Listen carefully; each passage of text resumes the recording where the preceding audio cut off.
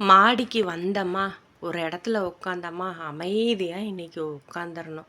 எங்கேயுமே போகக்கூடாது. அந்த பக்கமும் இந்த பக்கமும் அசையவே கூடாது. இப்படியே உட்காந்து பார்த்துட்டே இருக்க வேண்டியது தான். இங்கேயே உட்காந்தோம்னா காக்கா சாப்பிட்றதையும் பார்த்துக்கலாம். அப்படியே அப்பா வேலை செய்கிறாரா, கரெக்டாக வேலை செய்கிறாரான்னு அதையும் பார்த்துக்கலாம். என்ன எப்போ பார்த்தாலும் காக்கா ஓடி போய் விரட்டி எனக்கே போர் அடிக்குது. அதனால் ஒரே பக்கம் உட்காந்துருவேன். நம்ம உட்காந்தா ஓடுனாலும் உட்காந்தாலும் நம்மளை யார் என்ன சொல்ல போகிறாங்க, நம்ம இஷ்டந்தானே. இங்கேயே உட்காந்து அப்படியே பார்த்துட்டே இருப்போம். இன்னைக்கு எதுவுமே பண்ணுற மாதிரி இல்லை. காக்கா சாப்பிட்டுட்டு போகட்டும், அப்பா வேலை செய்யட்டும், நாம் பாட்டுக்கு இங்கேயே உட்காருவோம். எந்திரிக்கிறதாவே இல்லை.